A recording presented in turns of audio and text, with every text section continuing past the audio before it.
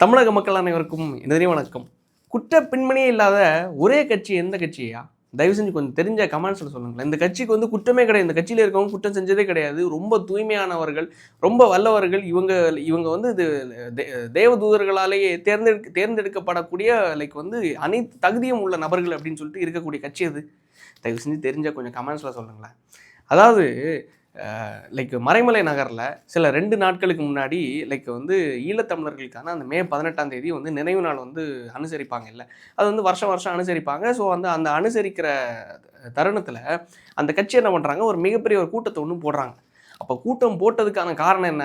அந்த மே 18 முள்ளிவாய்க்காலில் 2009ஆவது வருஷம் நடந்த அந்த 17 வருஷம் ஆயிடுச்சு. அந்த 17 வருஷத்துக்கு முன்னாடி நடந்த அந்த விஷயத்தை நினைவு கூர்ந்து அந்த மக்களுக்கு, அந்த போராளிகளுக்கு வீர வணக்கம் செலுத்தக்கூடிய ஒரு நாள், அந்த துக்கத்தை அனுசரிக்கக்கூடிய அந்த நாள். அந்த நாளில் பேச வேண்டிய டாப்பிக்கை விட்டுட்டு வேறு என்னென்னமோ கத்திட்டு இருந்தாங்க. அது ஒரு பக்கம் இருக்கட்டும்னு வச்சுக்கோங்களேன். அதை நம்ம ஆல்ரெடி பேசிட்டோம். ஒரு தம்பி ரொம்ப அழகாக பேசியிருந்தாப்புல, என் வயசு தான் இருக்கும்னு நினைக்கிறேன். உண்மையிலேயே பெரும் மதிப்பிற்குரிய ஒரு கருத்துக்களை பதிவு பண்ணியிருந்தாங்க. அதாவது என்னென்னா, குற்ற பின்னணி இல்லாத எந்த கட்சி நீங்கள் சொல்லுங்கள். குற்ற பின்னணி இல்லாத ஒரே கட்சினா இந்த நாம் தமிழர் கட்சி தான். உண்மையிலே நான் செத்தா என்னோட பணத்தை இந்த சீமான்கிட்ட கொடுங்க. எப்பேற்பட்ட நம்ம தண்ணியால் ஒத்த ஆளாக கத்திட்டு இருக்காருயா, நீங்கள் அவருக்கு எம்எல்ஏவா நீங்கள் தேர்ந்தெடுக்கல, அவரை நீங்கள் ஓரம் கட்டிட்டீங்க, இப்படி புறக்கணிச்சிட்டிங்களே, நீங்களாம் நல்லா இருப்பீங்களா? எவ்வளோ கஷ்டப்பட்டு நாட்டுக்கும் மாட்டுக்கும் ஊருக்கும் எல்லாத்துக்கும் சேர்த்து போராடிட்டு இருக்க ஒரே நபர் அண்ணன் சீமான் அவர்கள் தான். அவரை போய் நீங்கள் இப்படி புறக்கணிச்சிருக்கீங்களே, ஏன் நீங்களாம் நல்லா இருப்பீங்களா? நீங்கள் என்ன 30 வருஷம் வாழ்வீங்களா? 30 வருஷத்துக்கு அப்புறம் நான் வாழ ஆரம்பிப்பேன். நான் வாழ ஆரம்பிப்போம், எனக்கு காற்று இருக்கா, எனக்கு நல்ல சாப்பாடு இருக்கா, நல்ல உணவு இருக்கா, எனக்கு நல்ல வேலை வாய்ப்பு இருக்கா, நல்ல எனக்கு சம்பளம் இருக்கா, எனக்கு வாழ்வாதாரம் முன்னேற்றத்துக்கு நல்ல ஆம்பியன்ஸ் உள்ள நல்ல சொசைட்டி இருக்கா? ஒன்றுமே கிடையாது. ஆனால் எங்கள் அண்ணன் சீமான் அவர்கள் எல்லா திட்டங்களையும் வச்சுருக்கார். அவரை போய் நீங்கள் இப்படி புறக்கணிச்சிட்டீங்களே அப்படின்னு சொல்லிட்டு ரொம்ப அறிவுபூர்வமாக பேசியிருந்தார். உண்மையிலேயே பேச்சு வரவேற்கத்தக்க பேச்சு, நல்ல அழகாக பேசியிருந்தாங்க. ஆனால் கருத்து முன் வச்சதில் எவ்வளோ முரண் இருக்கு தெரியுமா? எவ்வளோ விஷயங்கள் முரண் இருக்கு தெரியுமா? அதாவது என்னென்னா, குற்ற பின்னணி இல்லாத ஒரே கட்சின்னு சொல்கிறீங்கல்ல, மே 3ஆம் தேதி என் வீட்டில் நடந்த சம்பவம் தெரியும்ல, இதே விஷயத்தை, இதே சம்பவத்தை வேறு யாரும் கிடையாது, ஆக்சுவலாக சம்மந்தப்பட்ட நபர் மன்னிப்பு கேட்டாப்புல. உண்மையிலே நான் அதுக்கு முன்னாடியே நம்ம இந்த விஷயத்தை இதுக்கு பின்னாடி போக வேணாம், இது ரொம்ப இது பண்ண வேணாம், யாரோ ஒருத்தவங்களுடைய தேவைக்காக பயன்படுத்தப்பட்ட நபர், அவங்களுடைய சோஷியல் மீடியா ஒட்டுமொத்தமே வாழ்க்கையே இது பண்ண மாதிரி ஆயிடுச்சு. பட் எனக்கு அது உடன்பாடு கிடையாது. பட் என்னென்னா, சம்மந்தப்பட்டவங்களே அதை தாண்டி போயாச்சு. ஆனால் மே 3ஆம் தேதி என்னதான் இருந்தாலும் அது ஒரு கரும்புள்ளி தானே. என் வீட்டில், என் இல்லத்தில், எங்கள் அம்மாவுக்கும் எல்லாருக்கும் நடந்த ஒரு விஷயம். ஸோ அப்படி நடந்த விஷயம் யாரால் நடந்துச்சு? நாம் தமிழர் கட்சி சார்ந்த ஒரு உறுப்பினர்னால தானே. இது நான் ஒரே ஒரு கேள்வி கேட்குறேன். குற்ற பின்னணி இல்லாத நபர்னு சொல்லிட்டு சொல்கிறீங்க இல்லைன்னா, எனக்கு உங்களோட வயசு என்னன்னு தெரியாது சொல்கிறீங்கல்ல, என்னோடய கேள்வி ஒன்றே ஒன்று தான். நான் நாம் தமிழர் கட்சியில் இருக்கக்கூடிய எல்லா தம்பிகள்கிட்டே நான் கேட்குறேன். டிவிகே சார்ந்து ஒருத்தர் இதே மாதிரி நாம் தமிழர் கட்சிக்காரங்க ஒருத்தங்க வீட்லேயோ, எப்படி நீங்கள் அந்த கட்சியில் ஒரு மாமா, எனக்கு ரொம்ப பிடிச்ச ஒரு மாமா ஒருத்தர் இருக்கார். அவர் தான் அங்கே கொள்கை பரப்பு செயலாளராக இருக்கார். ஸோ அந்த மாமா அவர்கள் எவ்வளவோ பேசியிருக்கார். உன் கட்சி கட்சியோட சின்ன இது அதை தாண்டி உன் கட்சியோட தொண்டர்கள் தற்கூரின்னு சொல்லிட்டு, கட்சி சின்ன மடக்குதியா, கட்சியோட தொண்டர்கள் சாரி அந்த பேரை பயன்படுத்தினதுக்கு. ஆனால் சொசைட்டியில் பயன்படுத்தப்பட்ட பேர் கொச்சையா சொல்லி தவிர்க்க முடியாத ஒரு விஷயம். இந்த மாதிரிப்பட்ட நபர்கள் பரப்பிட்டாங்க. ஸோ கட்சியோட சின்ன இதுவான், கட்சியோட தொண்டர்கள் தற்கொலைகளாம். இப்படி சொல்லும்போது எவ்வளோ கீழ்த்தரமாக பர்சனல் அட்டாக்காக பண்ணும்போது ஒருத்தர் அது போய் வீடேறி போய் அருவா எடுத்துட்டோ, வீச்சருவா எடுத்துட்டோ, கத்தி எடுத்துகிட்டோ வெட்ட போகிறாங்களா? அம்மா அப்பாவை அடிக்க போகிறாங்களா? ஸோ இதெல்லாம் நாம் தமிழர் கட்சி சார்ந்த ஒருத்தர் இப்படி பண்ணியிருந்தாருன்னா, சாரி டிவிக்கு கட்சி சார்ந்த ஒருத்தர் இப்படி பண்ணியிருந்தாங்கன்னா நீங்கள் என்ன பண்ணியிருப்பீங்க? ஏற்கனவே தற்குறிகள்னு சொல்லிட்டு பட்டம் கட்டிட்டு, இதுக்கு அடுத்து இந்த கொலகார கூட்டம்னு சொல்லிட்டு பட்டம் கட்டுவீங்களா? கட்டுவீங்கல்ல. அதையே 4 கண்டென்ட்டாக போடுவீங்கல்ல. நல்லா ஒரு விஷயத்தை உத்து பாருங்களேன். டிவிக்கில் இருந்து இந்த விஷயம் நடந்துருந்துன்னா எவ்வளோ அதை ஊதி பெருசாக்கியிருப்பீங்க. ஒரு வாரம் ஓட்டியிருப்பீங்கல்ல, ஒரு வாரம் அதை வச்சு வருமானம் பார்த்துருப்பீங்கல்ல, ஒரு வாரம் அதை பேசியிருப்பீங்கல்ல. நாம் தமிழர் கட்சியிலேருந்து நடந்துச்சுன்னா எல்லாரும் மூடிட்டு இருக்கீங்களே, அதுக்கு அர்த்தம் என்ன? அதாவது உங்களுக்கு வந்தால் தக்காளி சட்னி, மிச்சம் எல்லாருக்கும் வந்தால் ரத்தமா என்ன? சாரி, உங்களுக்கு வந்தால் ரத்தம், மிச்சம் எல்லாருக்கும் வந்தால் தக்காளி சட்னியா என்ன? இல்லை, எனக்கு புரியலை. இதுதான் ஆக்சுவலாக என்னென்னா, செய்கிறது எல்லாம் மக்கள் பார்த்துட்ருக்காங்க, மக்கள் நோட் பண்ணிட்டுருக்காங்க. நீங்கள் நினச்சிட்டு இருக்க விஷயம் என்ன தெரியுமா? தம்பிகள் கட்சியில் இருக்கவங்க எல்லாருமே உணர்வுபூர்வமாக உண்மையிலே நல்லா பேசுகிறாங்க. ஆனால் செயல்பாடுகள் அது மாதிரி இல்லை. இவன் பேசுறது மாதிரி கிடையாதுடா, இவன் பேசுறது ஒன்று செய்கிறது ஒன்றுன்னு சொல்லிட்டு மக்கள் சொல்லுவாங்கல்ல, மக்கள் என்றைக்குமே முட்டாள்னு மட்டும் தயவு செஞ்சு நினைக்காதீங்க. நீங்கள் சொல்கிறீங்கல்ல மக்கள் எல்லாரும் முட்டாளாயிட்டீங்க, ப்ளேம் பண்ணுறதை முதல்ல நிப்பாட்டுங்க. ஏதாவது ஒரு கட்சி தலைவராச்சும் எனக்கு ஓட்டு போடல, நீ எல்லாம் நல்லா இருப்பியா, நீ செத்து போ, உனக்கு சாபக்கேடுன்னு சொல்லிட்டு சாபம் போட்டு நீங்கள் பார்த்துருக்கீங்களா? இல்லை வந்து நீ நல்லாவே இருக்க மாட்ட, நீ முட்டாளு, ஒட்டுமொத்த மக்களும் முட்டாளு அப்படின்னு நீங்கள் அதாவது ஒரு தற்குறி ஒரு பய ஒருத்தன் இருக்கான் லைக் இதில் இன்ஸ்டாகிராமில். எனக்கு இதுக்கு முன்னாடி ஃப்ரெண்டாக இருந்தால் இப்போ துரோகி ஆகிட்டான். அப்போ இவன் என்ன பண்ணுறான், லைக் வந்து இந்த இன்சிடெண்ட் என் வீட்டில் நடக்குது, மே 3ஆம் இந்த இன்சிடெண்ட் நடக்குது. இது எதுவுமே நான் பிளான் பண்ணி மிஸ்டர் ராஜாபுரம் அவர்களை அழைச்சி வந்து என் வீட்டுக்கு நீங்கள் வாங்க, அருவா எடுத்துகிட்டு வாங்க அப்படின்னு சொல்லிட்டு அழைச்சி பிளான் பண்ணி எதுவும் நடந்தது கிடையாது. எதார்ச்சியாக நடக்குது. நாங்கள் வெளில போகிறோம், வீட்டுக்கு வராரு, வீட்டுக்கு வரும்போது இந்த மாதிரி சம்பவங்கள் நடக்குது, ஊர்காரங்க வராங்க, அது மாதிரி சலசலப்பு நடந்துருச்சு. உள்ள வீட்டுக்குள்ளே நடந்த விஷயங்கள் மக்கள் உங்களுக்கே தெரியும். வராரு, எகிர்றாரு, லைக் ரெஸ்லர் மாதிரி என் மேலே உழுறாரு, என் அண்ணன் பிடிக்கிறான், திருப்பி மாறி அடிக்கிறாங்க, திருப்பி அதுக்குள்ளே வீட்டுக்குள்ளே நடந்த சம்பவங்களே பல கொடூரமான சம்பவங்கள். அதனால் அப்பேற்பட்ட ஒரு நிகழ்வு தமிழ்நாடு முழுவதுமாக போய் சேருது. என் அக்கௌண்ட்டில் கிட்டத்தட்ட 20 மில்லியனுக்கு மேலே, 20 மில்லியனாலே அது 2 கோடி மேலே வியூஸ் போயிடுச்சு. 2 கோடிக்கு மேற்பட்ட மக்கள் ஒவ்வொரு வீடியோவையும் 15 மில்லியன் 18 மில்லியன் சொல்லிட்டு ரீச் போயிருந்துச்சு. எல்லா வீடியோவும் பார்த்தாங்க. எதுவுமே பிளான்டு கிடையாது, எதாச்சும் நடந்துச்சு. அம்மாவை அடி வாங்க வச்சு, அப்பாவை அடி வாங்க வச்சு, அண்ணனை அடி வாங்க வச்சு ஒரு ஃபேமை நம்ம தேடுவோமா? நான் அடி வாங்கி ஒரு ஃபேமை தேடுவோம்னா இந்த நாய் என்ன பண்ணுறான்? இதுதான் நாம் தமிழரோட வீழ்ச்சிக்கு மிக முக்கியமான காரணமே. நான் அதை சொல்கிறேன். இந்த துரோகி ஒரு பையன் இருக்கான்ல, இவன் என்ன பண்ணுறான், நான் வந்து இந்த ரீச்சுக்காகவும் ஃபேமுக்காகவும் நம்ம பேசிகிட்டு இருக்கோம். எங்கள் ஊரோட அமைச்சர் மனோ தங்கராஜ் அவர்களை அவர் பண்ண ஒவ்வொரு விஷயங்களையும் வெளியே கொண்டு வந்தோம்ல, இந்த வெளியே கொண்டு வந்ததெல்லாம் ஃபேமுக்காக பண்ணோமா? யாராவது ஒருத்தங்களாச்சும் இந்த கரண்ட் கம்பியை தொட்டால் ஷாக் அடிக்கும் அப்படிங்கிறத எதிர்பார்த்து போய் தொடுவாங்களா? லைக் வந்து எங்கள் ஊரில் எங்கள் வீடு சுற்றி நடந்த விஷயங்களை நம்ம தொடர்ந்து பேசினது மூலமாக அவரும் கடைசியில் ஸ்டேஜில் வாய் விட்டார். நான் விசில் அடித்த காலத்தில் நீங்கள் எல்லாம் டவுசர் கூட போடலடா அப்படின்னு சொல்லிட்டு, விசில் அடித்து சுற்றுன காலத்தில்னு சொல்லிட்டு அவரும் வாய் விட்டார். அவர் வாய் விட்டதும் மக்களுடைய லைக் வந்து அதிருப்தியின் காரணத்தினாலையும் பல விஷயங்கள்னாலையும் சேர்த்து நம்மளும் தொடர்ந்து பேசினனால அவருக்கு சீட்டு கொடுக்கல. இதெல்லாம் ஃபேமுக்காக பேசுகிறதா? லைக் வந்து ஒரு குகைக்குள்ளே சிங்கம் இருக்குது, போய் நம்ம வந்து வீரத்தை காட்டுவோம்னு சொல்லிட்டு நேராக போய் நம்ம வந்து வீரத்தை காட்டுற பேரில் உயிரை மாய்த்து கொள்ளணும், இல்லை வந்து எதாவது கட்டிப்பட்டுட்டு வரணும்னு சொல்லிட்டு நம்ம விரும்புவாங்களா என்ன? அதாவது இவனுங்க என்ன எப்படி இந்த ஸ்டோரி நான் ஏன் சொல்கிறேன்னா, இந்த ஒட்டுமொத்த இந்த நாம் தமிழர் சில சோம்பிஸ், எல்லாரையும் சொல்லலை, சில சோம்பிஸ் எப்படி இருக்காங்கன்னா, லைக் வந்து இங்கே அந்த அந்த அந்த அந்த துரோகி பையன் எப்படி போட்டிருந்தான்னா ஸ்டோரியில், ஒரே நாளில் எனக்கு வந்து அப்போது 6.5 lakhs ஃபாலோவர்ஸ் தானே இருந்தாங்க இன்ஸ்டாகிராமில். ஒரே நாளில் 3.5 லட்சம் பேர் எக்ஸ்ட்ரா வந்துட்டாங்க. 3.5 லட்சம் பேர் வந்து கிட்டத்தட்ட 1 மில்லியன் ஃபாலோவர்ஸ் வந்துட்டாங்க. இந்த 1 மில்லியன் ஃபாலோவர்ஸ் வந்தோன்னே என்னோடய பேஜை அப்படியே எடுத்து போட்டு, இவர் பெரிய தியாகி, இந்த தியாகிக்கு ஒரே நாளில் 1 மில்லியன் பேர், அதாவது 3.5 லட்சம் பேர் எக்ஸ்ட்ரா, 4 லட்சம் பேர்கிட்ட எக்ஸ்ட்ராவாக ஃபாலோ பண்ணி இவனை 1 மில்லியனாக பெரிய வந்து தியாகி மாதிரி வளர்த்து விட்ருக்காங்க அப்படின்னு சொல்லிட்டு, இந்த 4 லட்சம் பேரை முட்டாள்கள் அப்படின்னு சொல்லிட்டு, தே ஆர் ஃபூல்ஸ்ன்னு சொல்லிட்டு, எப்பேற்பட்ட கழிச்சடன் பாருங்களேன், எப்பேற்பட்ட கழிச்சடன். ஒரு பக்கம் வயிற்றெரிச்சல், ஐயையோ விலைக்கு வளர்றானே, ஐயோ இதாகிறானே அப்படின்னு சொல்லிட்டு ஒரு வயிற்றெரிச்சல். நான் அடி வாங்கி, எங்கள் அப்பா அடி வாங்கி, எங்கள் அம்மா அடி வாங்கி, எங்கள் அண்ணன் அடி வாங்கி இந்த வளர்ச்சி யாராவது விரும்புவாங்களா? முதல்ல எதாச்சும் நடந்துச்சு, நீங்களே பார்க்குறீங்க, எல்லா வீடியோ இன்ச் பை இன்ச்சாக நீங்கள் பார்க்குறீங்க. இன்னும் ஒரு தற்குறி இது மாதிரி தான் கத்திகிட்ருக்கு கம்ப்ளீட்டாக. இந்த அது எல்லாமே நான் எப்படி சொல்கிறேன்னா, இதெல்லாம் மக்கள் பார்த்துட்ருக்காங்க. நீங்கள் எப்படி பேசுகிறீங்க, என்ன பதிவு பண்ணுறீங்க, மக்களை எப்படி ப்ளேம் பண்ணுறீங்க, மக்களை எப்படி நீங்கள் அசிங்கமாக பேசுகிறீங்க அப்படிங்கிறது. ஒரு ஓட்டு போடலங்கிறதுக்காக நீங்கள் ப்ளேம் பண்ணுறீங்கல்ல. ஒரு கட்சி புதுசாக வந்துருச்சு, அந்த கட்சி புதுசாக வந்தனால இவன் வந்தாலே நம்மளோட ஓட்டை பிரிச்சுடுவாங்கிறதுக்காக அவன் வீட்டில் உள்ளவங்க, அவன் பிள்ளைங்க, அதை தாண்டி இதுக்கு முன்னாடி ஒருத்தர் வந்தால் ரஜினிகாந்த்னு சொல்லிட்டு அவரோட பொண்ணை, அவர் வீட்டில் இருந்து அவருக்கு மருமகனை எல்லாரும் எவ்வளோ கேவலமாக பேசுனீங்க. நீங்கள் பண்ணக்கூடிய ஒவ்வொரு கேவலங்களும், நீங்கள் பண்ணக்கூடிய ஒவ்வொரு ஒரு கொச்சையான விஷயங்களும், நீங்கள் எடுக்கிற நடவடிக்கைகள் தான் மாடு மேய்க்கிறது, லைக் வந்து பனை ஏறுறது எல்லாம் ஓகே தான், என்ன வரவேற்கத்தக்க ஒரு விஷயம்னு வச்சுக்கோங்களேன். தமிழர்களுக்கு, தமிழ் மண்ணுக்காக எவ்வளோ விஷயம் பண்ணுறீங்க.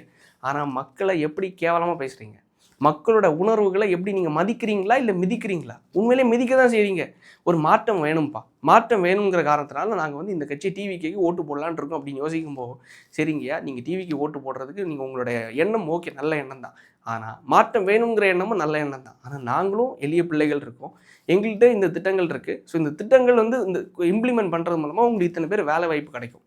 அவங்க 6 சிலிண்டர் அனௌன்ஸ் பண்ணுறாங்களா? நாங்கள் சிலிண்டர்லாம் அனௌன்ஸ் பண்ணலப்பா.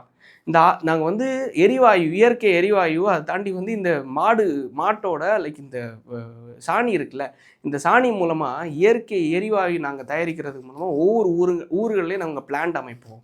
இங்கே வந்து மாட்டு பண்ணைகளை அமைச்சு பிளான்ட் அமைச்சு இது மூலமாக உங்களுக்கு வந்து சிலிண்டரே தேவையில்லாத அளவுக்கு வருஷம் பூரா நீங்கள் வாழ்க்கை பூரா இதுலேயே எக்கோசிஸ்டமாக நம்மளுடைய தற்சார்பு பொருளாதாரத்தில் நம்மளோட வாழ்க்கையை ஓட்டிடலான்னு சொல்லிட்டு ஒரு திட்டத்தை கொண்டு வந்து அதை பேசி லைக் வந்து எரிவாயு உங்களுக்கு தட்டுப்பாடு இருக்கா, அதுக்கு நாங்கள் மாட்டா இது கொண்டு வரோம்னு சொல்லிட்டு அதை பேசி இதுக்கு முன்னாடி ஒருத்தர் சொல்லியிருந்தார்ல, நான் வந்து பெட்ரோலை கண்டுபிடிக்கிறேன்னு சொல்லிட்டு பெட்ரோலுக்கு மாட்டா ஒரு விஷயத்தை கண்டுபிடிக்கிறேன்னு சொல்லிட்டு ஒருத்தர் பேசிட்டு இருந்தார்ல. இது மாதிரிப்பட்ட பலர் எங்ககிட்ட இருக்காங்க. நாங்கள் புதுசாக கொண்டு வரோம், புதுசாக மாற்றத்துக்கு கொண்டு வரோம். இதுக்கு அவங்க சொல்கிறது இலவசம், ஆனால் நாங்கள் சொல்கிறது நிரந்தர தீர்வுன்னு சொல்லிட்டு கொண்டு வரும்போது மக்கள் கண்டிப்பாக உங்களை கன்சிடர் பண்ணுவாங்கல்ல. கண்டிப்பாக ஆமாம், ஓகே, கரெக்டு தான். அவங்க இலவச சிலிண்டர் சொல்கிறாங்களா, இவங்க இலவசமாக நம்ம வாழ்நாள் முழுவதுமாக சிலிண்டரே தேவையில்லாத அளவுக்கு இவங்க பிளான்ட் அமைச்சு தரேங்கிறாங்க. இதுக்கு செலவே இவ்வளோதானா? இந்த செலவு இவ்வளோ மூலமாக நம்ம எல்லாருமே குடிச்சிட்டு இருக்கிறது A1 மில்கை குடிச்சிட்ருக்கோம். A1 இந்த ஜெர்சி மாட்டு மில்கை குடிக்கிறது மூலமாக நம்மளுக்கு சுகர் முதல் எல்லா நோயும் வருது. ஸோ இவங்க கொண்டு வர்றது இந்த நாட்டு மாடு, காங்கேய மாடுகள், இது மாதிரிப்பட்ட நாட்டு மாடுகளுடைய பால் குடிக்கிறது மூலமாக நம்மளுக்கு வந்து சுகர் வராது, நோய் வராது, நம்மளோட இன்சுலின் முதல் நம்மளோட எல்லாமே நம்ம நல்லா இருக்கும், உடல் நல்லா இருக்கும். ஸோ இது எல்லாமே இவங்க கொண்டு வராங்க. இந்த பிள்ளைகள் நல்ல திட்டங்களை வச்சுருக்காங்க அப்படின்னு சொல்லிட்டு நீங்கள் இதை பிரச்சாரம் பண்ணியிருந்தீங்கன்னு வைங்களேன், உண்மையிலேயே சொல்கிறேன், உண்மையிலேயே நல்லா இருந்திருக்கும். நீங்கள் இன்னும் வளர்ந்துருப்பீங்க. டிவிக்கு என்ன பண்ணாங்க? நாங்கள் சிலிண்டர் கொடுக்குறோம், நாங்கள் 2500 கொடுக்குறோம், நாங்கள் வந்தால் பிள்ளைங்களுக்கு வந்து மாமா லைக் வந்து திட்டம்னு சொல்லிட்டு சீருன்னு சொல்லிட்டு நாங்கள் வந்து தங்கத்தை கொடுப்போம், இல்லை வந்து நாங்கள் வந்து லைக் சிங்கப்பெண் திட்டம்னு சொல்லிட்டு திட்டங்களை கொண்டு வருவோம், இது மாதிரி திட்டங்களை நாங்கள் கொண்டு வந்து மக்களுக்கு நல்லது செய்வோம் அப்படின்னு சொல்லிட்டு தானே அவங்களுடைய லைக் என்னென்ன மக்களுக்கு செய்ய போகிறாங்களோ அந்த வாக்குறுதிகளை தானே பிரச்சாரம் பண்ணாங்க. நீங்கள் செஞ்சது என்ன? அதே மறைமலை நகரில் ஈழத்தமிழர்களுக்காக முள்ளிவாய்க்கால படுகொலை செய்யப்பட்ட வீரர்களுக்கான கூட்டத்தில் கூட 30 லட்ச ரூபா நீங்கள் ஃபண்ட்ரைஸ் பண்ணி அந்த கூட்டத்தில் கூட நீங்கள் சொன்னது என்ன? விஜய் விஜய் விஜய். பிரச்சாரத்தில் என்ன? விஜய் விஜய் விஜய். நீங்கள் இன்னொருத்தவங்க மேலே வெறுப்பை கக்கும்போது, இன்னொருத்தவங்களுக்கு மேலே பேசும்போது அது எந்த அளவு உங்களுக்கு வளர்ச்சியாக வீழ்ச்சியான்னு மட்டும் பாருங்களேன். சரி, இன்னொரு விஷயம் கேட்குறேன். நீங்கள் எதிர்த்தீங்கல்ல விஜயகாந்த் அவர்களையும் எதிர்த்தீங்க தெலுங்கர்னு சொல்லிட்டு, அதையும் தாண்டி இவரை ரஜினிகாந்த் அவர்களையும் எதிர்த்தீங்க. சரி, இவங்க 2 பேரையும் எதிர்த்து நீங்கள் ஓரம் கட்டிட்டீங்கன்னு வச்சுக்கோங்களேன். விஜய் அவர்கள் தமிழர் தானே, அவங்க 2 பேரும் தெலுங்கு அப்படின்னு சொல்லிட்டு எதிர்த்துட்டீங்க. விஜய் அவர்கள் தமிழ் ஜாதியில் பிறந்தவர் தானே, தமிழர் தானே.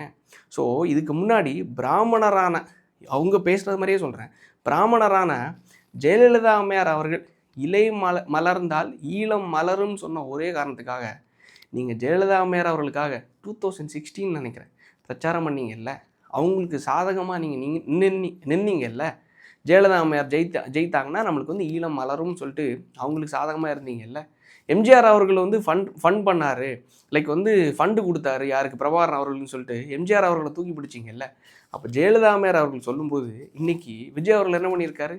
மே 18ஆம் தேதி ஈழம் மக்களுக்காக ஒரு ட்வீட் பதிவு போட்டிருந்தேன். இது வரைக்கும் எந்த சிஎம்மே போட்டது கிடையாது, எந்த சிஎம்மும் முதலமைச்சரும் இது வரைக்கும் போட்டது கிடையாது. ஜெயலலிதா அம்மையார் அவர்கள் எம்ஜிஆர் அவர்களை தாண்டி யாருமே போட்டது கிடையாது.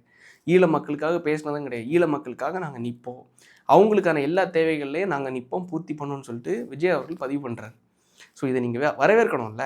தம்பி விஜய் அவர்கள் நல்லது பண்ணியிருக்காரு, ஈழ மக்களுக்காக இது வரைக்கும் யாரும் சொல்லாததை செஞ்சுருக்காரு. அதை விட்டுட்டு இனிமே ஃபுல் கண்டென்ட் தான்.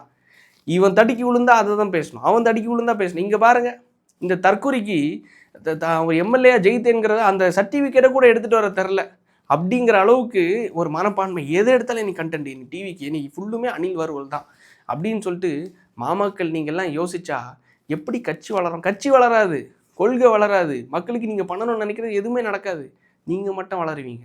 சரி, அதை நான் டெப்த்தாக நம்ம சொல்ல விரும்பல. இதனால தான் நாம் தமிழர் வீழ்ந்ததுக்கு ஒரே காரணம் ஒன்றே ஒன்று தான்.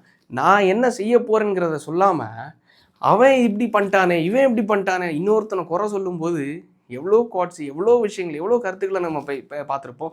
எவ்வளோ விஷயங்களை சீமான் அவர்கள் லைக் அறிவுபூர்வமாக சொல்லுவார். நீ இன்னொருத்தனை குறை சொல்கிற முன்னாடி நீ நல்லவனா, நீ என்ன செஞ்சுருக்கன்னு பாரு.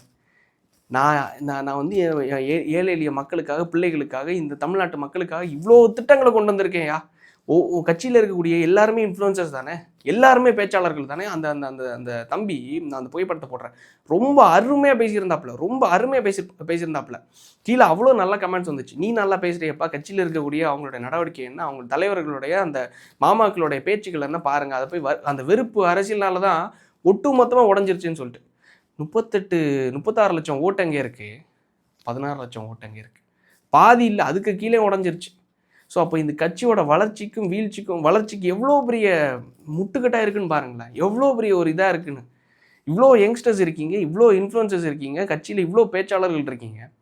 உண்மையிலே டிவி கீழே கூட அவ்வளோ கிடையாது, மீம் கிரியேட்டர்ஸ் இருக்காங்க. கண்டென்ட் எடுத்து போட்டு நல்லா எடிட் பண்ணி லைக் வந்து ரீச் பண்ணக்கூடிய மீம் கிரியேட்டர்ஸும் அங்கே வந்து பெரிய ஒரு ஒரு படையே இருக்குது. ஆனால் நாம் தமிழர் கட்சியில் அந்த படையை விட உண்மையில நல்ல பேச்சாளர்கள் இருக்காங்கல்ல, நல்ல கருத்தியலை முன்வைக்கக்கூடிய ஒவ்வொரு சின்ன சின்ன பிள்ளைங்க, சின்ன சின்ன யங்ஸ்டர்ஸ், சின்ன சின்ன பசங்க, சின்ன சின்ன பொண்ணுங்க எத்தனை பேர் இருக்காங்கல்ல. இவங்க எல்லாருக்கும் விஜய் திட்டுறது தான் வழக்கமாக என்ன? நீங்கள் எல்லாரும் என்ன பண்ணணும் தெரியுமா? என்ன பண்ணியிருக்கணும் தெரியுமா? நீங்கள் பண்ண இருந்த திட்டங்கள், பண்ணின விஷயங்கள், எல்லாரும் ஒரு விஷயத்த நல்லா புரிஞ்சுக்கோங்க. எங்கள் ஊர் பக்கத்தில் இருந்து தான் அந்த சோபா ராணின்னு நினைக்கிறேன் அவங்க பேர், லைக் கப்பியர பேரூராட்சியோட தலைவராக இருந்தாங்க, நாம் தமிழர் கட்சியோட கவுன்சிலராக இருக்காங்க, நாம் தமிழர் கட்சி சார்ந்து ஜெயித்தாங்க. உண்மையிலேயே நல்ல விஷயங்களை பண்ணாங்க. ஸ்கூல் கட்டினாங்க, ஸ்கூலில் கட்டினது கிடையாது, ஸ்கூலில் ரெனோவேட் பண்ணாங்க, அந்த ஊர் மக்களுக்காக நிறைய விஷயம் செஞ்சுருக்காங்க. இதை நீங்கள் மார்க்கெட்டிங் பண்ணியிருக்கணும்ல. இங்கே பாருங்கள், இவர் தான் குளச்சல் தொகுதியில் எம்எல்ஏ கேண்டிடேட்டாக நிற்கிறாங்க. இவங்க வந்து இதுக்கு முன்னாடி இந்த ஒரு ஒரு ஒரு பேரூராட்சியே இவ்வளோ பெரிய ஒரு ஒரு தமிழ்நாடே திரும்பி பார்க்குற அளவுக்கு மாற்றிருக்காங்க. அப்போது இவங்களுக்கு வந்து ஒரு தொகுதியை கொடுத்தீங்கன்னா எப்பேற்பட்ட திட்டங்களை கொண்டு வருவாங்க, எப்படி மாற்றுவாங்கன்னு சொல்லிட்டு அதுதானே நீங்கள் பண்ணியிருக்கணும். ஆனால் அதை பண்ணாமல் விஜய் விஜய் விஜய் விஜய் விஜய் விஜய் பொண்டாட்டி விஜய் பொண்டாட்டி விஜய் பொண்டாட்டி, விஜய் பையனா ஏற்றலை, விஜய் பையனை ஏற்றலை, விஜய் பையனை ஏற்றலை. இது என்ன பிரச்சாரம்னு தான் எனக்கு தெரில. உண்மையிலே இந்த ஒரே காரணம் தான் நாம் தமிழர் கட்சி வீழ்ந்ததுக்கு முக்கிய காரணம் இல்லை, இது ஒரே காரணம். இதே தாண்டி இன்னொரு முக்கியமான விஷயம் இருக்குது. அதாவது வெறுப்பு அரசியலில் இன்னொரு முக்கியமான விஷயம் என்ன தெரியுமா? தனிநபர் தாக்குதல். இப்போ நான் நாம் தமிழர் கட்சியில் தான் இருந்தேன். அதே நாம் தமிழர் கட்சியில் சீமான் அண்ணனுடைய மிகப்பெரிய ஒரு தொண்டனா தம்பியாக இருந்தேன். அந்த கட்சியிலேருந்து நான் வெளில வந்தேன். மாற்று கருத்து தான் நான் வைக்கிறேன். நான் யாரோட வீட்டுக்கும் போகல, யாரோட நேரடியாக அவங்கள அட்டாக்கும் பண்ணல, எதுவும் பேசலை. பர்சனல் வெஞ்சன்ஸும் எதுவுமே வச்சு மனசில் வச்சு பேசுகிறதும் கிடையாது. பொதுவாக தான் திமுகவில் இது சரியில்லை, திமுக பண்ணுற இது தப்பு, நாம் தமிழர் கட்சி இந்த ஸ்டாண்ட் எடுத்தது தப்பு, மிச்சம் எல்லா விஷயம் நல்ல ஸ்டாண்டாக எடுக்கிறாங்க, நல்ல திட்டங்களை கொண்டு வந்துருக்காங்க, பொதுவாக தான் பேசுகிறோம். ஆனால் என்ன ஒரு மாற்று கருத்து வச்ச உடனே நீ ஆம்ஸ்ட்ராங்க மாதிரி கொலை செய்யப்படுவாய், 2027 நீ கொலை செய்யப்படுவாயின்னு சொல்லிட்டு கமெண்ட் போடுறது, உன்னோட சாவுக்காக நான் வெயிட் பண்ணுறேன் அப்படின்னு சொல்லிட்டு நாம் தமிழர் கட்சிக்காரங்க கமெண்ட் போடுறது, பிரபாகரன் அவருடைய புகைப்படத்தை வச்சு என்னையே என் வீட்டில் இருக்க அம்மாவையும் கேவலமாக திட்டுறது, இந்த மாதிரியெல்லாம் பண்ணிங்கன்னா இந்த வெறுப்பு அரசியல் உண்மையிலே பிற மக்கள் அதை பார்க்கும்போது ரசிக்க மாட்டாங்க, காரி துப்புவாங்க. இந்த காரி துப்புறதுன்னு சொல்லும்போது இன்னொரு விஷயம் ஞாபகம் வருது. எனக்கு ஸ்கூல் படிக்கும்போது 11th படிக்கும்போது நான் பியூர் சயின்ஸ் குரூப் அருணாச்சலான்னு சொல்லிட்டு ஒரு ஸ்கூலில் படித்தேன். இங்கே கன்னியாகுமரியில் வெள்ளிச்சந்தையில் இருக்குது. அப்போ அந்த அருணாச்சல ஸ்கூலில் படிக்கும்போது எனக்கு ஒரு ஃபேக்கல்ட்டி, ஒரு டீச்சர் ஒருத்தங்க இருந்தாங்க. உண்மையிலே நல்லா பாடம் சொல்லி கொடுப்பாங்க. அப்போ அவங்களுக்கு வந்து ஒரு பெட்டு மாதிரி, ஏன்னா பியூர் சயின்ஸ் குரூப்பில் நான் மட்டும் தான் அந்த ஸ்கூலில் ஒன்னானொல்லி பையனே, லைக் சயின்ஸ் குரூப் எடுத்தது நான் மட்டும் தான், மிச்சம் ஒரு 3 பொண்ணுங்க, நான் மட்டும்தான் ஒரே கிளாஸில். அப்போது நிறைய விஷயங்கள் சொல்லி கொடுக்கும்போது அரசியல் விஷயமாகவும் அரசியல் சார்ந்து சீமான் அவர்களும் அப்போ அதே ஃபேக்கல்ட்டி நல்லா உயர்த்தி பேசுவாங்க.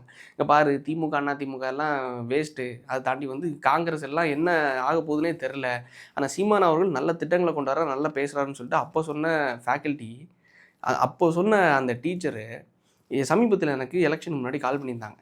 ஆல்டன் கொஞ்சம் கவனமாயிருமா, ஏன்னா இந்த பசங்க ரொம்ப வெறி பிடிச்சி சுற்றுறானுங்க.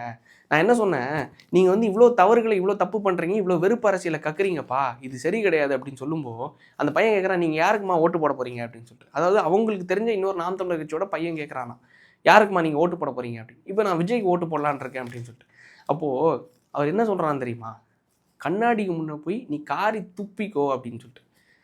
அப்போது அவங்க என்ன சொல்கிறாங்க, நான் ஜென்மம் அழிஞ்சாலும் சரி, இதுக்கு முன்னாடி நான் நாம் தமிழருக்கு ஓட்டு போட்டேன், ஆனால் ஜென்மம் அழிஞ்சாலும் இனிமேல் சீமான் அவர்களுக்கும் நாம் தமிழர் கட்சிக்கும் நான் ஓட்டு போட மாட்டேன்னு சொல்லிட்டு. அப்போ இந்த இடத்துல நீங்கள் ஒருத்தங்களை பர்சனலாக அட்டாக் பண்ணும்போது, பர்சனலாக நீங்கள் பேசும்போது என்ன ஆகுது தெரியுமா, ஒட்டு மொத்தத்தையும் வெறுக்கிறாங்க. தமிழ் தேசியம் அவங்க கண்ணுக்கு தெரில, நீங்கள் கொண்டு வர மாற்று திட்டங்கள் அவங்க கண்ணுக்கு தெரில, எல்லாத்தையும் மறைச்சிருது. எது மறைச்சிருது தெரியுமா, உங்களுடைய வெறுப்பு அரசியல் மறைச்சிருது, ஒட்டு மொத்தமாக மறைச்சிருது. இது மறைச்ச ஒரே காரணத்தினால தான் உங்களுடைய தோல்விக்கு, அது நான் இதுக்கு முன்னாடி ஒரு காரணம் சொல்கிறேன், இது வந்து வெறுப்பு அரசியலுங்கிறது மிகப்பெரிய ஒரு தோல்விக்கு முக்கிய காரணமானது. என்ன சாவு செத்து போன்கிறீங்க, இன்னொருத்தங்க மாற்று அரசியல் வேணும்னு சொல்லிட்டு இன்னொருத்தங்களை ஓட்டு போட நினச்சா காரி துப்புங்கிறீங்க. இன்னொரு மக்கள் வந்து ஒருத்தர் வரான்னு சொல்லிட்டு அவனை தற்கொலைன்னு சொல்லிட்டு பட்டம் கட்டி அவனை பர்சனல் வெஞ்சான்ஸ் பண்ணி அவனோட வீட்டில் இருக்கவங்களெல்லாம் இழுத்து கேவலமாக பேசுகிறீங்க. அப்போ இதெல்லாம் கட்சியோட தலைமை, கட்சியில் இருக்கக்கூடிய கொள்கை பரப்பு செயலாளர்கள் அவங்களும் இதை பின்பற்றுமோ அவங்களும் பேசும்போது எந்த மக்களையா உங்களுக்கு ஓட்டு போடுவாங்க? கொஞ்சம் யோசிச்சு பாருங்களேன். யார் தான் உங்களுக்கு ஓட்டு போடுவா? அப்போ நீங்கள் நினைக்கிற மாதிரி நீங்கள் மட்டும்தான் அறிவாளிகள், மக்கள் எல்லாரும் முட்டாள்கள், இதெல்லாம் ஒரு இலிட்ரேட்ஸ், ஒரு மந்த கூட்டம். இந்த ஆட்டு மந்தைகள் கூட்டத்துல எல்லாம் நம்ம போகக்கூடாதுப்பா. நம்ம இந்த பக்கம் தான், நம்ம தனியாக தான் போகணும், நம்ம வழி தனி வழின்னு சொல்லிட்டு போனீங்கன்னா தேர்தல் அரசியலில் எப்படி ஜெயிக்க முடியும்? எல்லாம் இந்த ஆட்டு மந்தைகள், நீங்கள் சொல்கிறீங்களே எங்களை மாதிரி இருக்கிற இந்த ஆட்டு மந்தைகள் எல்லாரும் வாக்களித்தா மட்டும்தான் தேர்தல் அரசியலில் ஜெயிக்க முடியும். இல்லை கத்தி கத்தி என்ன ஆகும்னு சொல்லுங்கள். என்னதான் ஆகும்? என்னதான் மாற்றத்தை கொண்டு வந்தீங்கன்னு சொல்லுங்கள். என்ன நாம் தமிழர் கட்சி பேசி இந்த மாற்றத்தை கொண்டு வந்திருக்கோம்ப்பா, இவ்வளோ பெரிய விஷயத்த நாங்கள் மாற்றிருக்கோம் அப்படின்னு சொல்லிட்டு ஒரு விஷயத்த சொல்லுங்கள். நான் பெருமைக்கு சொல்லலை. தனியாளா வெறும் ஒரு ஃபோனு, வெறும் ஒரு மைக்கு, இந்த ஒரு ரூமுக்குள்ளே 2 லைட்டு, இதை வச்சுட்டு தான் நான் தனியாளா. இந்த கட்சி கிடையாது, எதுவும் கிடையாது.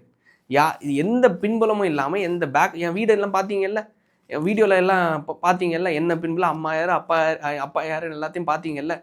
பக்கத்தில் சைடில் பார்த்தீங்கல்ல, அது என்னென்னா பேக்கரியோட கிச்சன் சைடில் எங்கள் வீட்டு பக்கத்தில் இருந்தது. அதை ஸ்டோர் பண்ணி வைக்கக்கூடிய அதை வந்து ஒட்டுமொத்தமாக லைக் தயாரிக்கக்கூடிய பிளேஸ். ஒரு எளிமையான குடும்பத்துலேருந்து வந்த பையன்தான் நான். நீங்கள் நினைக்கிற மாதிரி ஏதோ பிக் ஷாட்டு பணக்கார வீட்டிலேருந்து வந்த லைக் பானுத்து சில்வர் ஸ்பூன்லாம் கிடையாது. நான் இந்த நார்மலாக என்கிட்ட இருக்கிறத வச்சு பேசுகிறது மூலமாக நான் என்ன பண்ணேன், என்னால் முடிஞ்ச அளவுக்கு களத்துக்கு போய் திருநெல்வேலி பக்கத்தில் இருக்கக்கூடிய என் நண்பருடைய ஊருக்காக பேசி அந்த மக்களும் தொடர்ந்து போராடினாங்க. நான் என்னால் முடிஞ்ச வீடியோவில் 4 வீடியோ பேசினது உண்மையிலேயே பல மில்லியன் வியூஸ் போச்சு. போனது மூலமாக 13,70,00,000க்கான ஒர்க் ஆர்டரை அந்த மக்கள் வாங்கினாங்க இல்லை, அரசு கொடுத்தாங்க இல்லை. இந்த மக்களுக்கு இந்த தேவை இருக்குது, ஸோ இந்த தேவையை இந்த வீடியோ மூலமாக அவங்க தெரிஞ்சுக்கிட்டாங்க, மக்கள் போராட்டமும் பண்ணது மூலமாக வாங்கி கொடுக்குறது மூலமாக ஒரு சந்தோஷம் கிரியேட் ஆகுது இல்லை. அப்பாடா, திருநெல்வேலியில் தோமையார்புரம்னு சொல்லிட்டு ஒரு கிராமம் இருக்குது, இடிஞ்சகரை பக்கத்தில் இருக்கக்கூடிய அந்த கிராமம். இடிஞ்சகரை அந்த லைக் கூடங்குளத்துக்கு பக்கத்தில் இருக்கக்கூடிய கிராமம், கடற்கரை கிராமம். இந்த கடற்கரை கிராமம் எல்லா கிராமத்தில் இருக்கக்கூடிய எல்லா மக்களுக்கும் ஒரு மகிழ்ச்சி இருக்கும்ல. இந்த ஒரு சின்ன பையன் வந்தான், இந்த சின்ன பையன் வந்து வீடியோ போட்டது மூலமாக நம்மளும் போராட்டம் பண்ணோம். எத்தனை வருஷம் உண்மையிலே அந்த மக்கள் கிட்டத்தட்ட அவங்க சொன்னாங்க 15 வருஷத்துக்கு மேலே நாங்கள் போராட்டம் பண்ணிட்டு இருக்கோம்னு சொல்லிட்டு. அவங்க போராட்டம் பண்ணது மூலமாக அதையும் தாண்டி இந்த பையன் வந்து வீடியோ போட்டான், எல்லாரும் சேர்ந்து பேசினதுக்கப்புறம் உண்மையிலே இந்த ப்ராஜெக்ட்டுக்கு ஒர்க் ஆர்டர் வந்துருச்சு அப்படின்னு சொல்லிட்டு சந்தோஷப்படுவாங்க இல்லை. இது ஒரு விஷயம் என்னால் முடிஞ்சு இந்த சின்ன ஒரு செட்டப் வச்சு நான் பண்ணது. 2வது இன்னொன்று, எங்கள் ஆஃபீஸுக்கு பக்கத்தில் அண்ணா நகரில் கரண்ட் கம்பம் ஒன்று உளுந்து அது அவ்வளோ ஆபத்தான ஒரு சுச்சுவேஷன் வந்து சின்ன விஷயந்தான், சின்ன சக்ஸஸ் தான். அதெல்லாம் ஒரு பெருமை சேர்க்குது இல்லை. இதெல்லாம் நம்ம பண்ணோம்ப்பா, இந்த மாற்றத்தை நம்ம உருவாக்கியிருக்கோம்.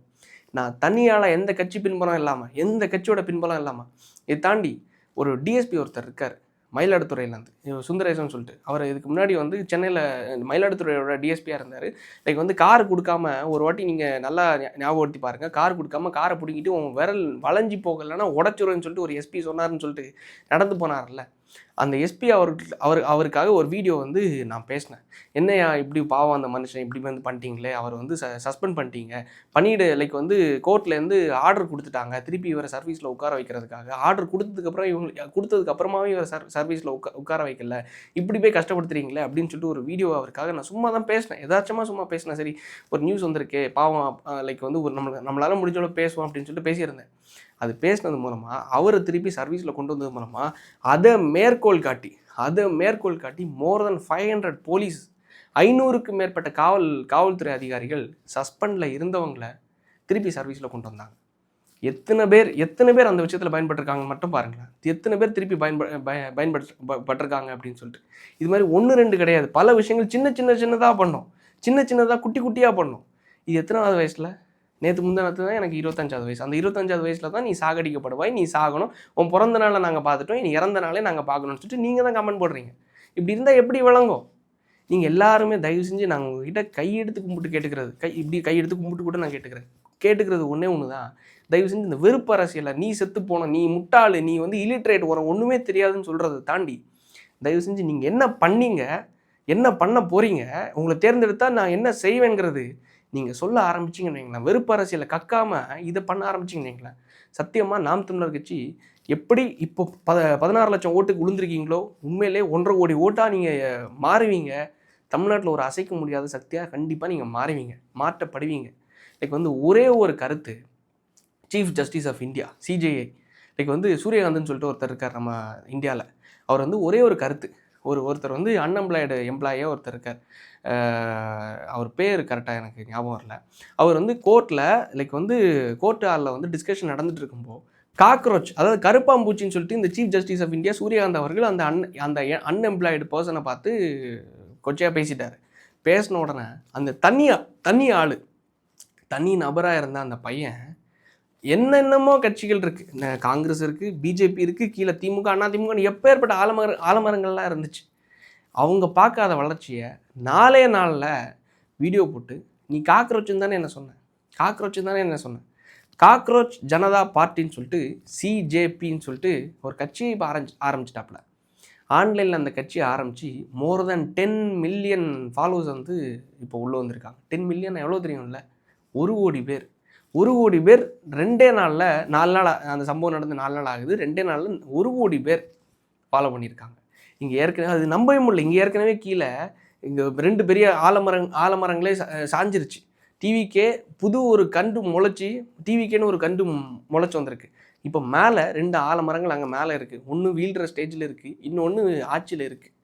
அந்த ஆலமரத்தை தூக்கி சாப்பிட்ற அளவுக்கு ஒரே ஒரு பையனுடைய முயற்சி, ஒரே ஒருத்தவங்களுடைய முயற்சி. அப்போது நாம் தமிழ் கட்சியில் இத்தனை பேர் இருக்கீங்கல்ல, நீங்கள் எல்லாரும் சேர்ந்தீங்கன்னா, நான் ஏன் சொல்கிறேன்னா, இப்போ டிவிக்கே இருக்காங்கல்ல, திமுகவும் இல்லை, அண்ணா திமுகவும் இல்லை, நீங்கள் நினச்சா நீங்கள் எல்லாரும் ஒன்று சேர்ந்தீங்கன்னா, நான் உங்களெல்லாம் தப்பே சொல்ல மாட்டேன். நீங்கள் என்னை வெட்ட வந்தாலும் சரி, அடிக்க வந்தாலும், நீ செத்துப்போன்னு சொன்னாலும், என்ன பண்ணாலும் சரி, யாருக்கு எது எழுதப்பட்டிருக்கோ அது நடந்து தான் தீரும். நான் இந்நாள் சாகணும்னா, இந்த இடத்துக்கு வரணும், இவ்வளோ தூரம் வளரணும்னா நீங்கள் சொல்லி இல்லை, கடவுள் நினைக்கிறது அது தானாக நடக்கும். ஸோ உங்ககிட்ட நான் கேட்டுக்கொள்கிறது என்னென்னா, வெறுப்பு அரசியலை விட்டுட்டு, தனிநபர் தாக்குதல்களை விட்டுட்டு, தயவு செஞ்சு நீங்கள் செய்ய போகிறத செஞ்சதை தயவு செஞ்சு இந்த மக்களுக்கு சொல்லுங்கள்.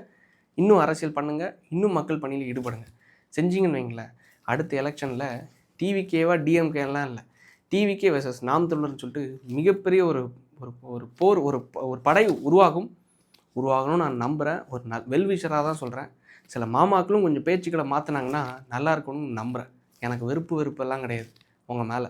ஆனால் நல்லா இருக்கணும், எல்லாருக்கும் ஒரு விருப்பம் இருக்கும் இல்லை, இத்தனை வருஷம் கத்துறாங்க பாவம், இவ்வளோ தூரம் உழைக்கிறாங்கன்னு. அந்த ஒரே ஒரு வெல்விஷராக, முன்னாள் தம்பியாக சொல்கிறேன். கேட்டுப்பீங்க நம்புகிறேன், விரும்புகிறேன். நன்றி, வணக்கம்.